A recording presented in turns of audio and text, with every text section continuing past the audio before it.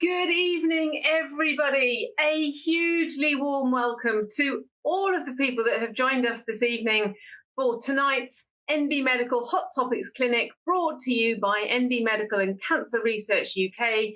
And we are doing gynecological cancers this evening. So it is fantastic to have so many people joining us for this hour-long webinar on gynae cancers. Before we get going, let's do a round of introductions. So to kick off, my name is Kate Digby. I am a GP, partner and trainer in the lovely town of Cirencester in Gloucestershire. Bit of a portfolio spread to my week because I'm a programme director for our local VTS scheme and clinical director for our PCN. And I've been working with NB Medical now for a long time, putting together courses and presenting on courses, and more recently working with Cancer Research UK to deliver some of these free clinics on specific topics related to cancer that's relevant to us in primary care. And I'm thrilled this evening that I have in my midst for you some real experts to help us. So without further ado, let me introduce you to our guest speaker this evening, and that is Louise Hanna. Hello, Louise. Are you there? Would you like to say hello? Hello, thank you, Kate. Yeah, so it's lovely to be able to talk to you this evening.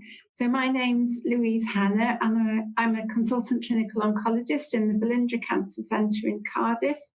I'm also the clinical lead for the Gynaecological Cancer Site Group in the Wales Cancer Network, and I'm also a member of the British Gynae Cancer Society Guidelines Group. So it's really lovely to join you this evening. It is lovely to have you with us. Thanks, Louise. We will see you again very shortly. And it's not just Louise that's here this evening. Let's introduce you to our third speaker. Good evening, Neil. How are you this evening? Hi, Kate. Hi, Louise. Hello, everyone at home. Great to be with you this evening. So my name's Neil Tucker. If you've not met me before, I'm a GP in Oxford, and I also work with NB Medical for many years now. So my primary role there is I write the Hot Topics course. I present lots to people. I do the Hot Topics podcast as well. If you're into podcasts, if you want to stay up to date with what's going on in research relevant to us in primary care, then check out the Hot Topics podcast.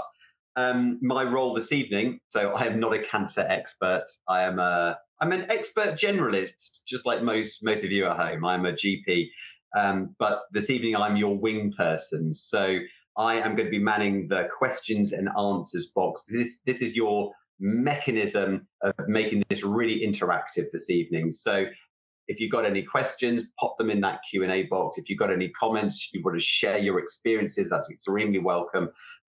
Please get typing in and do get in touch.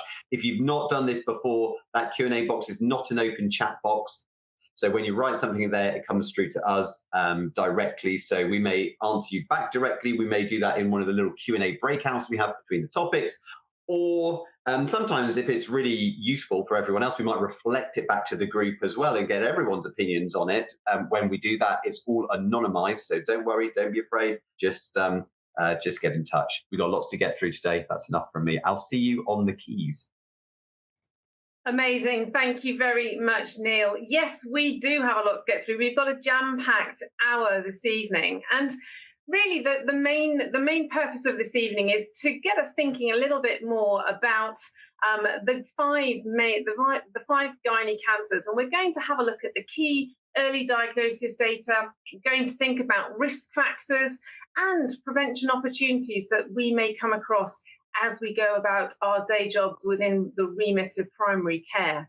There's a few recent changes to flag on national guidelines, so we're going to cover those.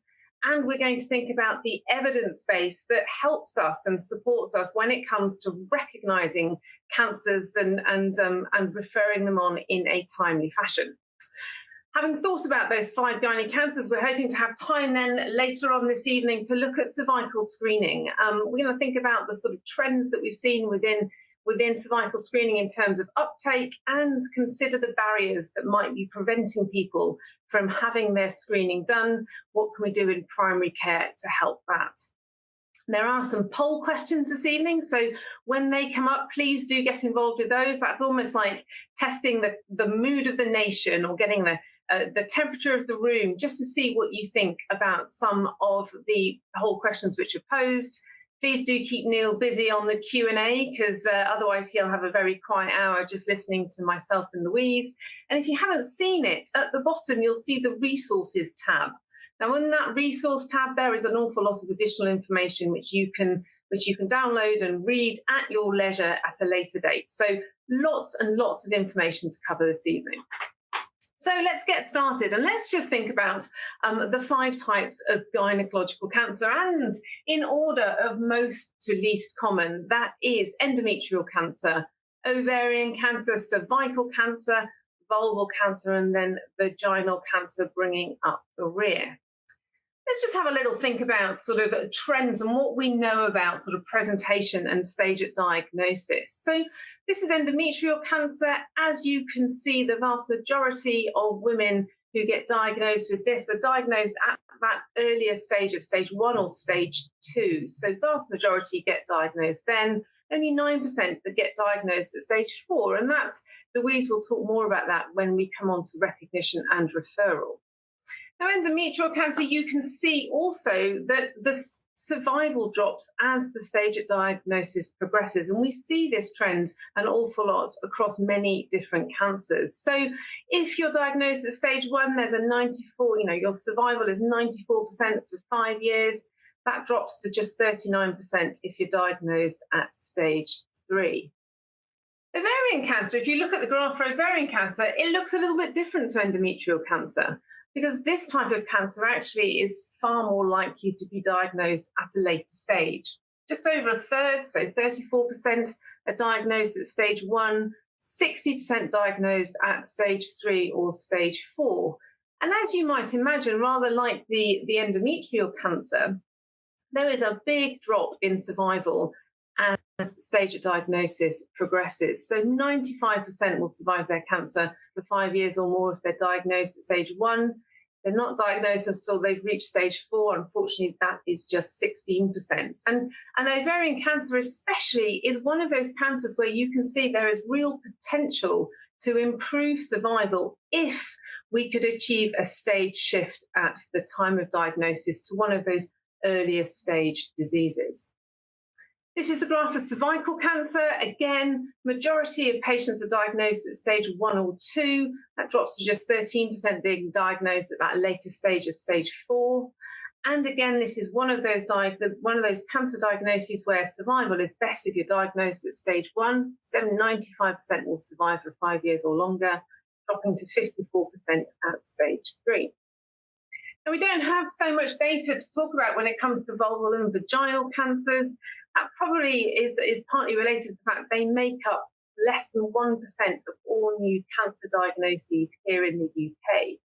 But for vulval cancer, the 10-year survival is thought to be around 58%. For vaginal cancer, 82% survive 5 years or more if they're diagnosed at a younger age, up to the age of 49. That drops if they're diagnosed when they're older, 55% if they're diagnosed over the age of 70. Last thing to think about is the route to diagnosis. And this is quite a nice graph that demonstrates how important primary care is when it comes to patients' routes to a cancer diagnosis. So looking at that graph for a moment, the dark blue is all of the cancer cases diagnosed via the urgent suspected cancer route or 2-week referral route.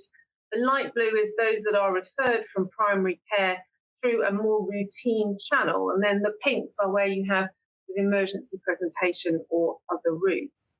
So you can see, just looking at that graph of the 3 most common cancers, that the majority of cases are diagnosed via primary care. We really do make up we have such an important role here. And of course, our ambition is to refer people in a timely way on the most appropriate pathway. Now, it's fair to say that whilst we are doing the main bit of those cancer referrals, there are still emergency presentations, and that's especially the case for ovarian cancer, when almost a third presents as an emergency. Now, what we know about emergency presentations is that they are often linked to a later stage at diagnosis. So just thinking about that stage shift to an earlier diagnosis, one of the ambitions sort of certainly that's shaping the way that we look at cancers in terms of their recognition and appropriate referral routes is that if we could avoid the emergency presentations, that's got real potential to improve outcomes. When I'm thinking about outcomes, I'm thinking about survival across the board for patients with a cancer diagnosis.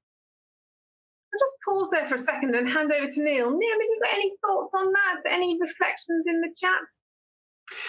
Well, look, I think we've only been going a very short amount of time, Kate, so I don't really have any questions at the moment. So I wonder if we should let's get into the meat of things, shall we? Stuff, in which case, thank you, Neil. Let me hand over to Louise, and Louise, perhaps you could take us through the next bits. Thank you very much, Kate. So I'm going to talk about risk factors and prevention, and basically just look at what, obviously I'm not a GP myself, but just look at what GPs can do and hopefully present what's relevant for you in your day-to-day working. So in terms of risk factors and prevention, we do know CRUK has done quite a lot of work on working out the percentage of cancers that could potentially be prevented with lifestyle or other measures. And for ovarian cancer, approximately 11% of ovarian cancer cases in the UK could be prevented. The main causes of ovarian cancer are being overweight or obese, smoking, and the use of hormone replacement therapy, which does slightly increase the risk of ovarian cancer. Interestingly, using the oral contraceptive pill, combined OCP, does actually lower the risk of ovarian cancer, possibly by reducing the number of ovulations. There are genetic factors, which obviously that they are a risk factor. And there are particular, if you're known to be harbouring a pathogenic variant that could predispose to ovarian cancer, there are things that you can do to reduce your risk. So family history, obviously BRCA1 and BRCA2 are the main genes responsible for breast and ovarian cancer, and then you've got Lynch syndrome and Peutz-Jeghers syndrome as well. Medical conditions like endometriosis, diabetes, they can increase the risk. And there are nice guidance on identifying and managing familial risk and genetic risk associated with ovarian cancer in adults, which have been recently published. For endometrial cancer, the incidence has risen by about 50% in recent years, and it is really very linked to lifestyle in terms of overweight and obesity. A lot of patients with endometrial cancer have diabetes or hypertension, and CRUK estimates that 34% of endometrial cancer cases are potentially preventable. Hormones do increase the risk, particularly in estrogen-only HRT, which shouldn't be prescribed in people who've got a uterus. But if you have a continuous combined HRT, there is a reduction in the risk of endometrial cancer compared with non-users. The risk is higher in patients with Lynch syndrome, PCOS, that's polycystic ovarian syndrome, and endometrial polyps, diabetes, and hypertension. So we're just going to move on to cervical cancer now. And there is a question here, there's a poll. So I'm going to read out the question and the answers, and then we'll see how many we've got in each category. So the question is, how many cases of cervical cancer in the UK are caused by HPV? So you've got A, between 70 and 80%, B, between 81 and 90%, and C, over 90%. So we'll just give a little bit of time now for people to respond.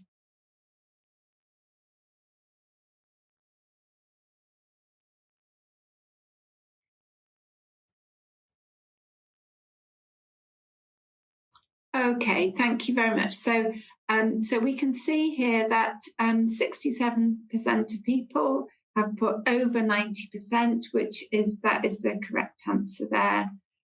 So obviously most cervical cancers are caused by HPV in the UK. So moving on to cervical cancer then, we've got 99.8% of cervical cancers caused by HPV. And other risk factors include smoking, HIV, contraceptive pill use, which we believe is linked to HPV exposure, and first pregnancy at a younger age. Talking about HPV vaccination and cervical screening, obviously Kate will talk about cervical screening later, but primary care does play a very important role in making informed decisions around HPV vaccination uptake and cervical screening attendance. So we do know that there is variation in HPV vaccination uptake, and it can significantly reduce the chances of getting either precancerous changes, high-risk precancerous changes, or cervical cancer. We have got preliminary data on that now. Vaginal cancer and vulval cancer, so up to 75% of vaginal cancer cases and 69% of vulval cancer cases are caused by HPV infection. And again, that shows the importance of HPV vaccination. And at the moment, the Gardasil vaccine, Gardasil 9, is active against 9 different types of HPV. So just in terms of a summary for risk factors and prevention, so a person's risk of developing cancer depends on many factors, including age, genetics, and exposures to risk factors, including some modifiable or preventable risk factors. So lifestyle choices and HPV vaccination are very important in gynae cancer, and obviously picking up patients who may be at increased risk because of their genetic or family history. So GPs can take an active role in providing advice and guidance on making healthy changes, such as smoking cessation, keeping a healthy weight, and GPs can ask questions about other risk factors, such as family history, as part of their clinical assessment. GPs can encourage the adoption of preventative interventions, such as HPV vaccination, and can support patients to make informed decisions about cervical screening. Some women are not able to have cervical screening if they've got, for example, painful spasm in the vagina called vaginismus, and so GPs can actually be very helpful in exploring reasons why people might not be taking up the cervical screening. There is guidance available across all the nations, and you can see that in the resources tab. So I'm going to hand over to Neil now to see if there's any questions. Thanks, Louise. Oh yeah, no, there's lots of questions. So thank you for everyone getting their questions in. Apologies, as is often the way with these clinics, given the fact that we've got more than 500 people on this evening. I think sometimes it's impossible to answer you all individually. One of the main questions that keeps coming up is how much is the risk increase for ovarian cancer with HRT? And particularly, as a few of you highlight, we've got more women over the last 5 years, particularly going on HRT. So is this going to be more of a concern? And there is some data on this. I'll put a link in and share it out with the rest of the group. So there was a Lancet paper published 2015, I think it was, that had a look at this. Now this is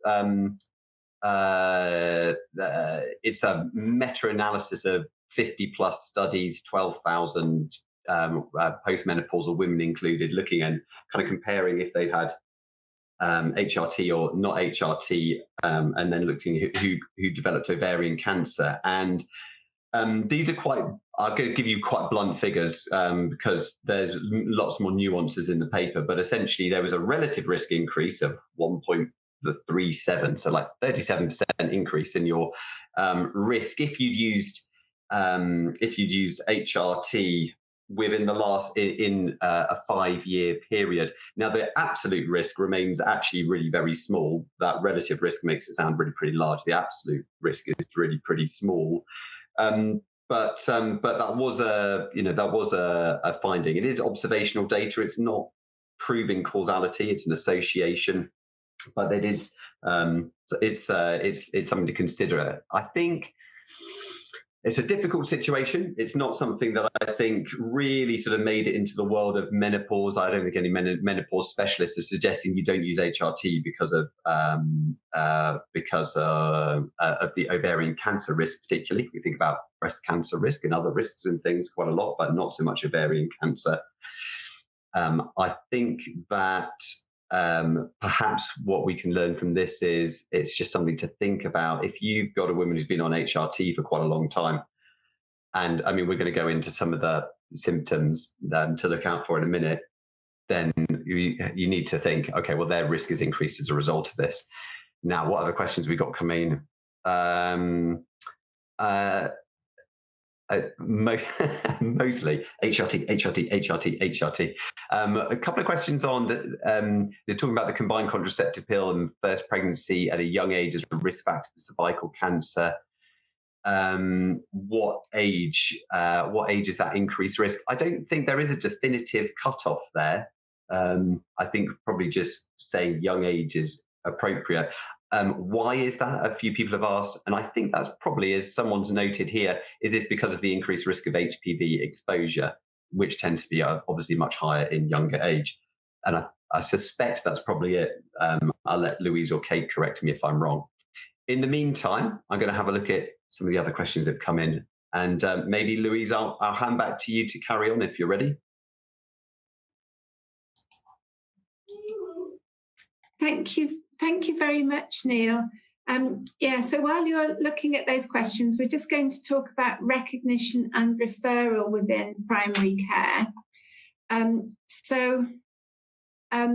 What I wanted to say, obviously, you've got 5 different tumour sites within gynae, some of which are inside the body, some of which are outside of the body. There are multiple different symptoms that can be caused by gynae cancer, and some of them are not typical gynae symptoms. We'll talk about particularly the ovarian cancer symptoms. And it can be quite difficult to distinguish physiological bleeding and discomfort versus pathological. I think, menstruation, probably is the only physiological process where bleeding is actually normal and some kind of discomfort is perhaps to be expected. And how do you determine what's pathological and what's normal? So there is a need for better, more accurate tests, but we are where we are at the moment. So it's important to be aware of the particular symptoms that you can have. Now, this is a very busy slide, almost deliberately. I'm not expecting you to read it all. It is the current NICE guidance on referral for suspected cancer. So it's on that resource there, which is at the bottom right-hand side. And I just wanted to point out that on the left-hand side, you've got the 5 different gynae cancer types, and those are all the different symptoms that you can get with gynae cancer. And just to contrast that with lower GI, which is in the sort of the 3rd column, and then breast cancer, which is on the right-hand side in that little box. So this just shows you the variety of symptoms and the complexity of symptoms within gynae cancer. And it's important to bear that in mind. So general points relevant to all tumour sites. So I did want to say how important it is to examine the patient.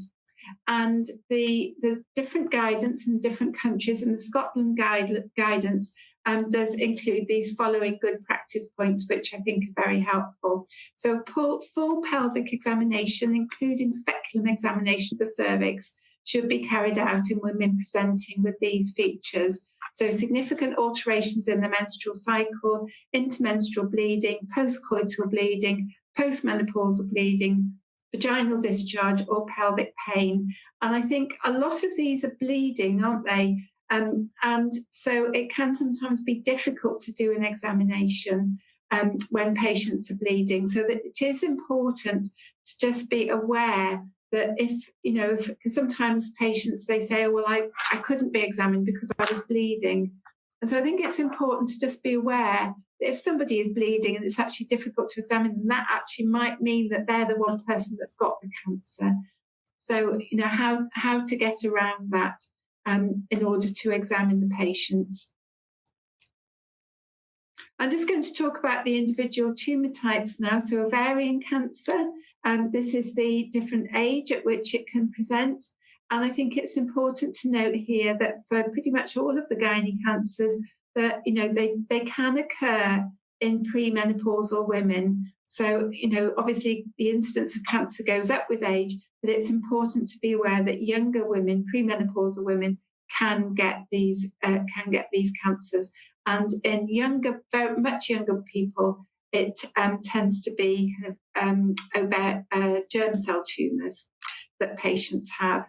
And again, we'll talk about the symptoms now. So most prevalent ovarian cancer symptoms, they include abdominal distension, non-specific abdominal pain, lower abdominal pain, change in bowel habit. You can get patients with ovarian cancer who get constipation, dyspepsia, and the adage is that no woman should have a diagnosis of irritable bowel syndrome over the age of 50 years, because the symptoms suggestive of irritable bowel syndrome can be caused by ovarian cancer. And then urine frequency and urgency as well. So of all those ovarian cancer symptoms, really, none of them are what you would think of as being sort of typical gynae symptoms. Perhaps the most likely one is lower abdominal pain, but even that can be non-specific.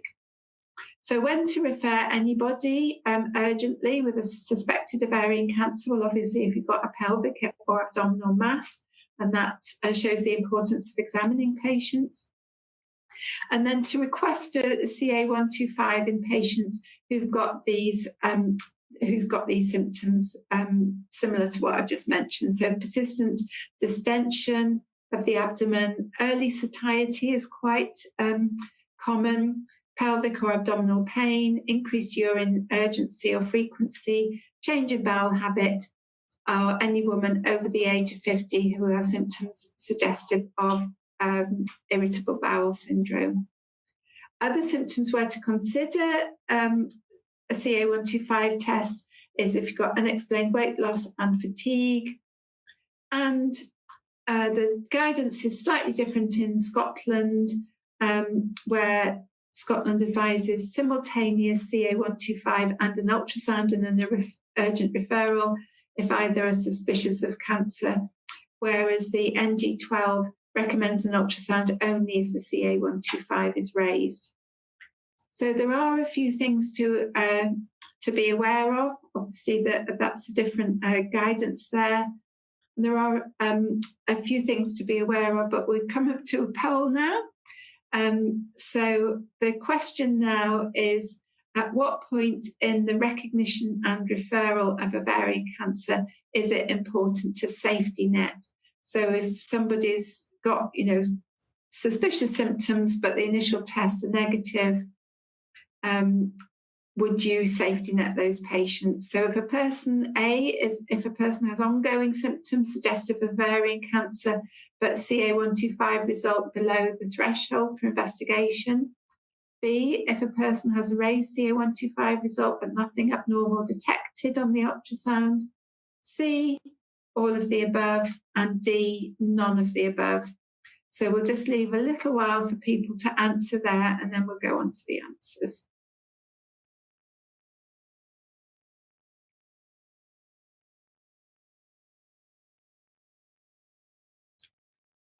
So yes, so we've got 92.4% of people have said all of the above, so that is the correct answer. So if you've got somebody who's got you're suspicious of, but they don't quite meet the referral criteria, then do safety net them and repeat if the symptoms become worse or if they stay persistent. So points to consider then with ovarian cancer. A normal CA125 does not exclude cancer. So the sensitivity of CA125 test is 77 to 81% at a threshold of 35 international units per mil. So that does mean that 19 to 23% of those diagnosed with ovarian cancer will not have a raised CA125.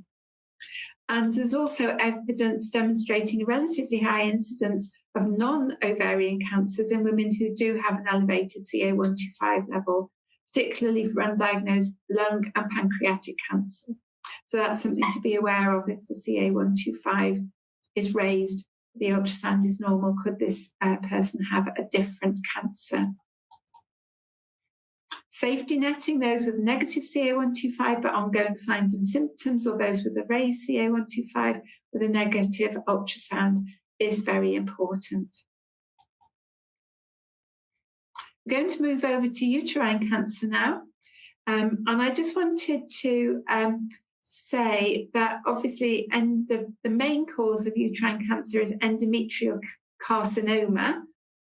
But there are the more rare types of endometrial or uterine cancer can occur as uterine sarcomas, particularly leiomyosarcoma, which can typically arise in the myometrium, which is the outer layer of the womb. You can get an endometrial stromal sarcoma, and you can also get a carcinosarcoma, which is increasingly being sort of treated like an endometrial carcinoma. It presents in the same way. So just to say, there are a variety of different uterine cancers.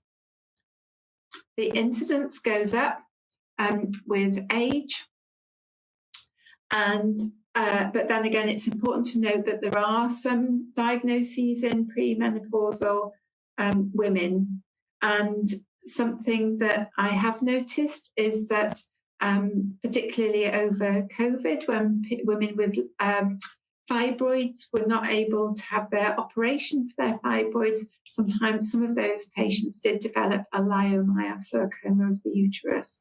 So it's important to be aware that it can occur in premenopausal women and perimenopausal women.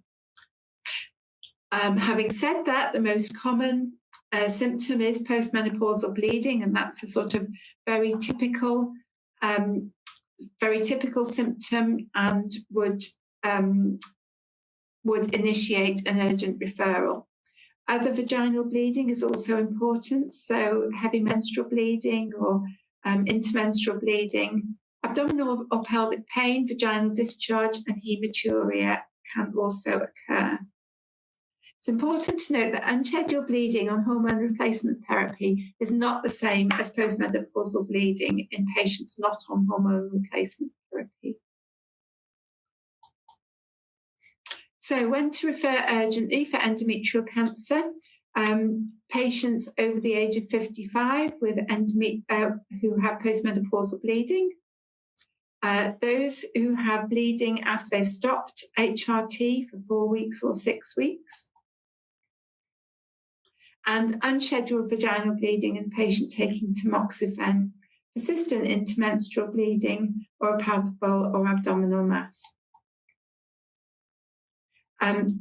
NG12 does recommend direct access ultrasound for women aged 55 who have these particular symptoms, vaginal discharge, or in combination with thrombosis or hematuria, or visible hematuria in combination with a low hemoglobin, thrombocytosis, or high blood glucose. That's just putting together all the risk factors there.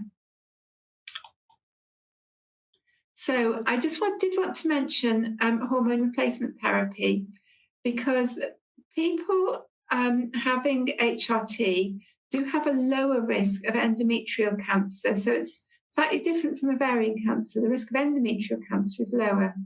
And so if you do have unscheduled bleeding on HRT, then the risk of endometrial cancer is quite low. And what a lot of gynae clinics have found recently is that they are having an increased number of referrals because there hasn't really been any other route for referral for these patients. But there is some guidance that has been developed recently So it's the British Menopause Society guidance. They've published guidelines on the management of unscheduled bleeding on hormone replacement therapy. And so it does say that a lot of women, because it might be just that their estrogen-progestogen sort of ratio is not very favourable, and they could be getting breakthrough bleeding. And so unless they've got specific risk factors for endometrial cancer, then they can be managed by manipulating their HRT. So I would very much recommend that. There's a very useful flow chart at the beginning of that guidance. So we do recommend to follow the national guidelines on the management of that, as I've just said. I'm going to move on to vaginal cancer. So the incidence does go up with age. There's they talk about a bimodal peak, and you can almost see that there, it dips down. And so, as we said, a lot of cases are caused by HPV, but in older women, they're often HPV independent and related to other risk factors. So symptoms depend on where the cancer is in the vagina. So in the upper vagina, patients may have bleeding or discharge, a little bit like cervical cancer symptoms. And in the lower vagina, they might have a mass or a lump in addition to the bleeding or the discharge. And they might be actually aware of that lump, because when they're sitting down, it's uncomfortable. Examination, as we said, is very, very important. So vaginal cancer investigation, consider referral for women who have an unexplained palpable mass in or at the entrance to the vagina, any suspicious abnormality on speculum examination, and a red flag referral for persistent intermenstrual bleeding and a negative pelvic examination. Vulval cancer, again, the incidence goes up there. Slightly bimodal there, and symptoms mainly are mass, ulcers and bleeding, and presentation may be very, very delayed in vulval cancer because of embarrassment, so it's very important to be aware of that. Again, the importance of examination. And then the referral guidance for vulval cancer: unexplained lump, ulceration or bleeding, and very similar across the nations there. Bleeding, ulceration and lump are the key ones here. I'm going to talk about cervical cancer now. So the incidence is higher in younger women. Here you can see it falls off with age, very, very much HPV related. And the cervical cancer symptoms of vaginal bleeding might be unscheduled explained, postcoital bleeding, postmenopausal bleeding, and vaginal discharge, lower abdominal pain, and pelvic pain. When to refer on the USC pathway. So if the appearance of the cervix is consistent with cervical cancer, so in order to see that the appearance of the cervix is consistent with that, do need to examine the patients and do a speculum examination. I've had patients being referred to me who've kind of Googled their symptoms, and I've had more than one patient come and say, I just kept putting all my symptoms into Google and it just kept coming up cervical cancer. In Scotland, any woman with clinical features and an abnormal looking cervix on examination, so we've got vaginal discharge, PMB, postcoital bleeding, and persistent intermenstrual bleeding.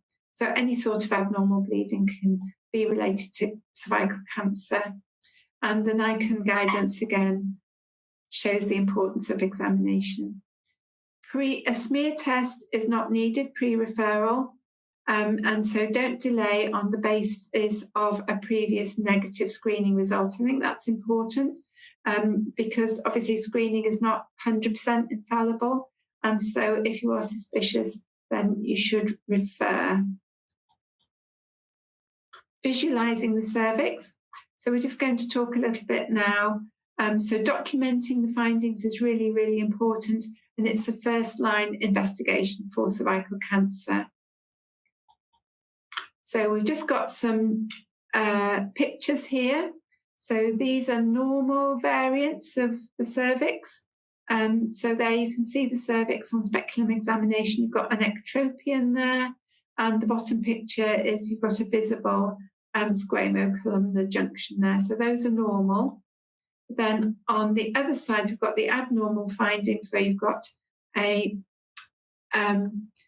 irregular growth there and ulceration. So you can see those there, particularly the lower one. So it's very irregular at the top, and then you've got that growth there on the bottom slide. So I'm going to hand over to Neil for the questions. And then after that, Kate is going to take up the reins.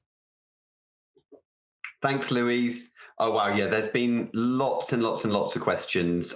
I think the sort of main bulk of questions have been around this issue of CA125 and ultrasound scans. And I think particularly this disconnect between NICE guidelines and the Scottish guidelines on how to approach women with some of those non-specific symptoms, I think has caused some concern for people outside of Scotland. So, I mean, I think the sort of the main question is: do we need to be booking an ultrasound scan when we're checking our CA125? Then are we saying CA125 is not reliable enough?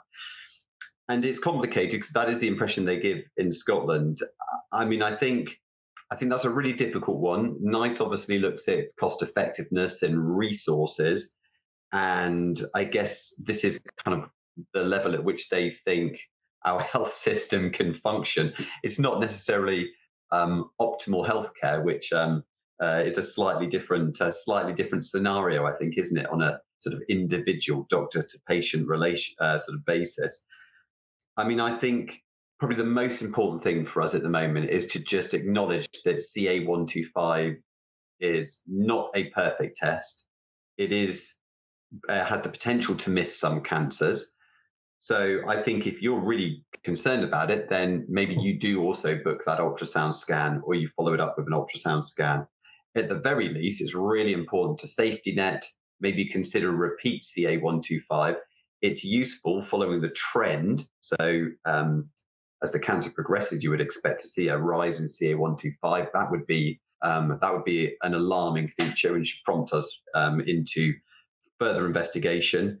I think it's worth just noting that CA125 is more likely to be lower when someone has early cancers. So it's easier to miss those early cancers. That's tricky because that's exactly the ones we want to pick up. So that does make it complex for us, and I'm not going to pretend that I have all the answers for you here. And then, as Louise mentioned, we also need to just be very mindful, because a lot of people are saying, so if I've got a slightly raised or a borderline CA125, I've done the ultrasound scan, it's all fine, can I then leave it at that? And there is this issue about cancers at other sites. So it is a tumor marker that is potentially going to be raised by other cancers as well. So particular ones to think about. I mean, it can go up with a whole bunch of them, but pancreatic cancer is going to be up there, and of course that's something that we really struggle to identify. What were some of the other features coming out? We just talked about that unscheduled bleeding on HRT.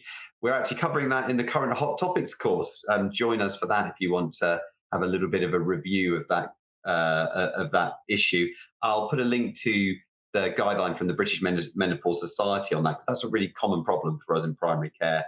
Can be quite worrying for us and patients, but it's a really good guideline, actually giving us some pragmatic strategies on how to manage that. I think probably the key there is that they tend to be talking about people who have started HRT quite recently or had a recent change. So as someone noted in here, I don't think I'd be very comfortable if someone had been established on HRT for a long time without any problems, and then they started developing postmenopausal bleeding. I think that's a different scenario. And yeah, absolutely. If all of a sudden they've got a change, they've been on it for years, that is more concerning. I would probably just get them investigated. And then quite a few questions about endometrial thickness, which goes well beyond my level of knowledge in this area, to be honest. I think it's quite interesting. I kind of get the impression then, if you've got lots of people who are asking about endometrial thickness, you're getting scans back where they're saying this is the thickness of the endometrium, but not giving you any recommendations about what to do with that, which I think is not a great service, if I'm honest. I would go back to them and start sort of asking for some opinions from the radiologist about what to do with this information. There is some guidance out there. Like I was just looking, for instance, there's some guidance from Cornwall on how to approach this. I mean, it's worth noting that like there is not one absolute right endometrial thickness, and it depends whether you are pre, post-menopause, whether you are pregnant, where you've got a Mirena, all these different factors can influence it. So that is a very difficult question to answer. I think on that note, that's sort of most of the themes, maybe, Kate. So I'm going to hand back to you. Thank you very much, Neil, and huge thanks to Louise as well for that fab rundown on recognition and referral information. So I was just scanning over the massive questions that Neil is currently fielding. Some really insightful thoughts there. Thank you very much for everyone who's getting involved. Okay, we're going to have a change of tack now. We're just going to think a little bit more about cervical screening. So this, I suspect, will come as not as news to anyone. So we have a cervical screening program in the UK, open to anybody aged between the ages of 25 to 64. Operates slightly differently depending on where you are based. So in England and Northern Ireland, the recall system is such that anyone between the ages of 25 and 49 are invited for screening every 3 years. Between 50 and 64, it's every 5. Scotland and Wales have changed their approach in recent years, so they now have a 5-yearly recall for everybody who is HPV negative and an annual recall for those who are HPV positive. Across the board now, no matter where you are in the UK, the mode of screening is through HPV primary testing, and the more traditional liquid-based cytology is just done on those samples that test positive for HPV infection. So that's a kind of brief rundown on the cervical screening program, which is incredibly effective. It's thought to prevent around 70% of all cervical cancer deaths in England. So that's incredibly effective. In fact, it's estimated that if our coverage, which is the percentage of people who are eligible for screening that then take it up, so if the coverage was 100%, then we would be able to prevent more than 80% of potential deaths from cervical cancer. Now, this might seem a very obvious thing to say, but anybody with a cervix aged between 25 and 64 in the UK is eligible for screening. But what we have seen over recent years is it has been very clearly demonstrated there are some significant health inequalities when it comes to uptake of cervical screening and coverage.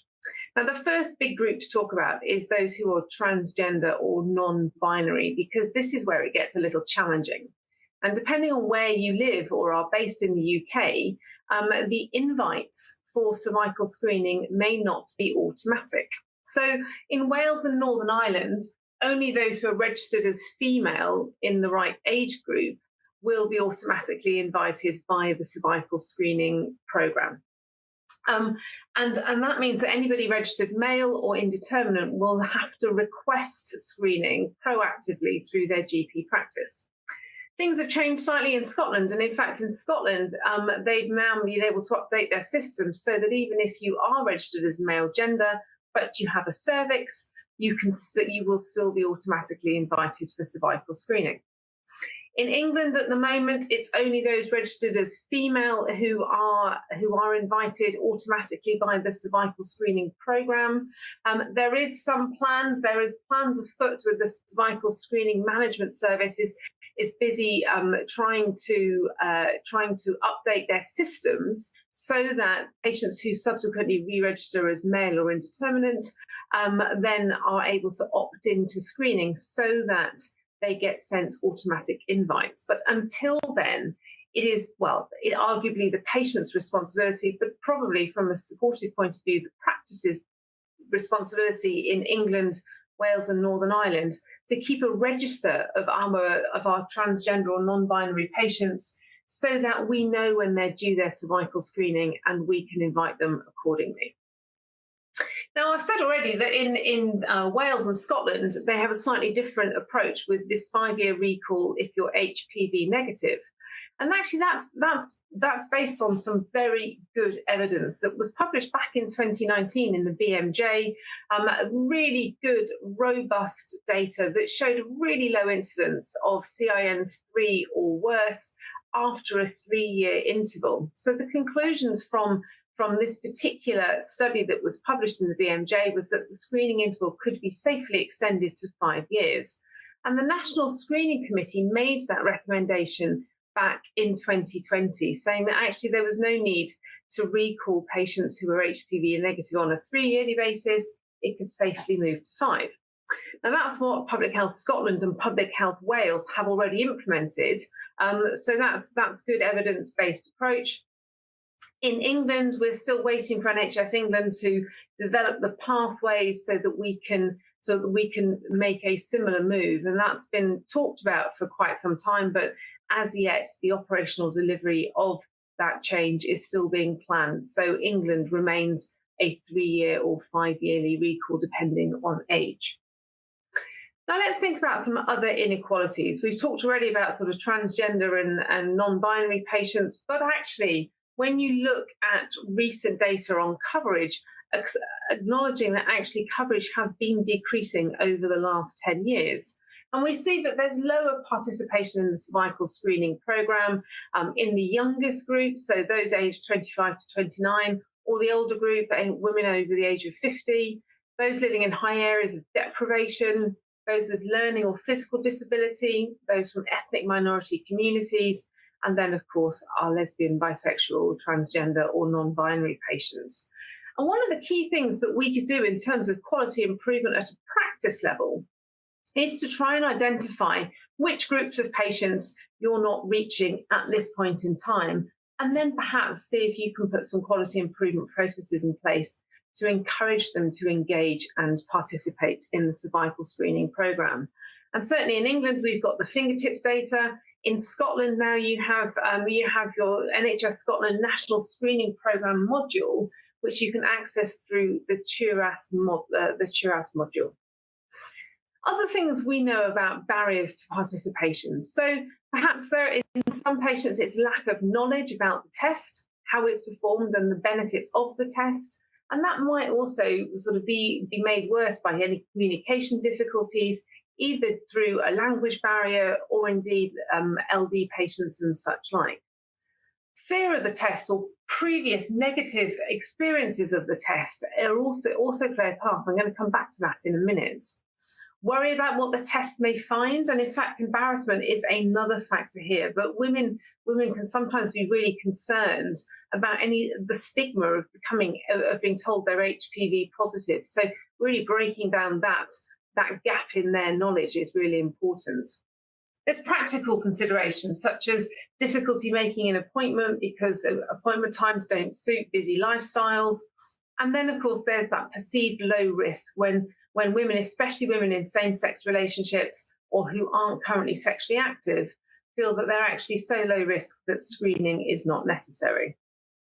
So what could we do? How can we improve informed participation? So there's opportunistic health promotion, a bit like, as Louise said, we're talking about healthy lifestyle choices, but there is discussion about, cervical screening at routine appointments or other health checks.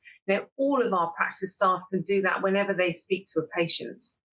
There's reminders for non-attenders or proactive promotion to get those eligible patients through the door. And, that might come via text messages now with the digital age. If you have a care coordinator with time to phone people, that can be quite effective. Sending letters can also be effective. And there's evidence to show if you can send a letter, albeit a standard letter, but actually have a named GP signing it off at the bottom, that's more effective than just sending a generic text. Appointment reminders, putting posters in the waiting room. There's lots and lots of marketing material that's available that you can get up in your waiting rooms or put on your websites with signposting to information. And there's lots of information out there in many different accessible formats. Cancer Research has a variety of patient information leaflets that you can signpost patients to, and you'll find links to that in the resources. Now, I've talked about negative experiences, and actually I think this is just worth going back to for a second. Now, Cancer Research run these surveys periodically, the Cancer Awareness Measure surveys, and they've looked specifically at patient experiences around cervical screening. And two of the most commonly reported barriers that patients report are previous pain or indeed anticipated pain of their next screening appointment, with almost a third of people reporting that screening hurt last time they went. Consequently, they're pretty reluctant to have to go again. So one of the things that we could really think about is can we improve patients' levels of discomfort or pain during the cervical screening procedure? Because let's face it, it's not much fun to undergo cervical screening. What can we do to make that better? Some of the things that we could think about doing are making sure that anybody carrying out cervical screening, whether it's our practice nurses or HCAs or even GPs, are thinking about the size of the speculum that they use, because the smaller the speculum, the more comfortable it can be. And actually, when practice nurses were surveyed, only half of them reported that they routinely changed the size of the speculum that they used. Lubricants are fine to use during cervical screening. You also want to try and avoid putting the lubricant right at the tip of the speculum, but you can otherwise use lubricant, and that can make things an awful lot more comfortable. Thinking about patient positioning, even giving longer appointment times so that patients don't feel quite so rushed. All of this can enhance a patient's experience during cervical screening. And this is just a small bit of quality improvement suggestion. What about looking at your practice protocol and talking to your practice nurses? Is there anything else that you could do? So if it is really discomfort, and Louise has talked about vaginismus, but actually you can let patients insert the speculum. Actually, that gives patients back some control. That might just help them to relax a little bit. With ample lubricant and a smaller speculum, hopefully most patients will tolerate the procedure. Different times of day or different times in the week can sometimes be just quite helpful, because that means that patients have got a bit more flexibility over schedules. Indeed, some patients might prefer, and this is of course very dependent on your workforce, but healthcare professionals of a particular gender to carry out their cervical screening. So if you have capacity to be able to offer that, then that's just something to think about. Surgeries are often quieter right at the beginning or right at the end of the day. So indeed, booking those anxious patients into those slots where hopefully the waiting room is quieter and there's a bit more time in the day, that can help with the anxious patients. We've talked about language barriers and thinking about easy read invitations or using translation services. And of course, there's linking in with our local teams. So LD team can often be quite useful in supporting patients that need to attend cervical screening appointments. Even bringing a friend for support can help allay somebody's fears. Just thinking a little bit about what else could we do to improve cervical screening coverage. And there's this question that keeps coming round about self-sampling for HPV infection. Now, think about our screening programs in the UK already. We've got a self-sampling screening program for bowel cancer. So it's not, a huge jump to imagine that perhaps this is the direction of travel. Now, you can use either low vaginal swabs or indeed urine samples in order to test for HPV. And in other countries, they have reported there is improved uptake with non-responders, at least, if you offer this as an alternative. We're beginning to get some evidence here in the UK. So in July 24, the Uscreen trial published, and that was a trial looking at opportunistic offering of self-sampling to non-attenders in England. And again, that found that there was a good increase, 22% increase in the number of non-attenders screened each month when they were offered a self-sampling kit. We're waiting for the HPV Validate trial to publish. That should be out later this year. That trial was specifically asking the question, are self-samples as effective or as accurate as clinician-taken samples? And earlier trials have suggested that they are likely to be as sensitive. They may not be quite so specific. And this is clearly an area where we need some more research, because we've got to understand not just the clinical accuracy of HPV self-sampling, but also the feasibility and the cost-effectiveness, and whether or not it would have a positive impact on health inequalities when it comes to cervical screening coverage. Indeed, at the moment, this is not something that is recommended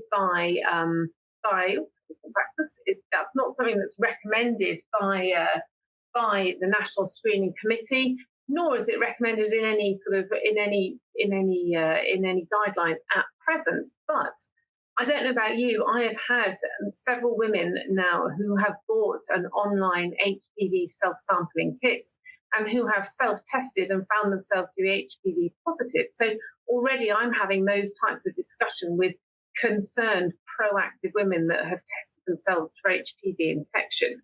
So this is maybe something that we are going to see more of, and certainly the World Health Organization has got behind the idea of self-sampling. I do wonder whether or not this might be the way forward.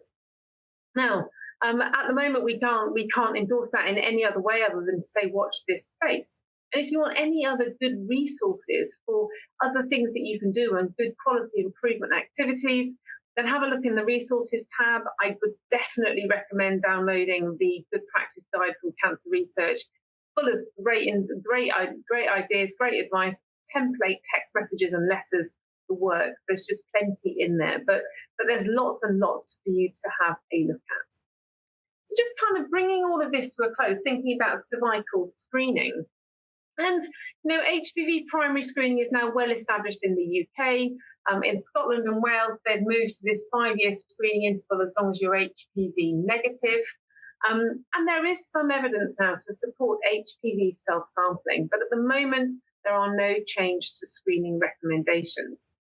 National Screening Committee, when they looked at self-sampling, did cite it as a possible future plan once all 4 countries were using primary screening for HPV. We've already achieved that now, so it is a watch this space moment. We know that women are buying HPV self-sampling kits online, over the counter. I've even seen them in the supermarkets. And of course, that is leading to a change in the types of discussions which we're having with our patients, especially if they test positive for HPV. Irrespective of what we do next, cervical screening coverage is dropping in the UK, which is such a shame, given that we know it's effective and given that we know it has prevented cervical cancer deaths over recent years. And there are some clear health inequalities that need to be identified and addressed, with really a view to minimising those barriers and providing the education and support to get people through the door.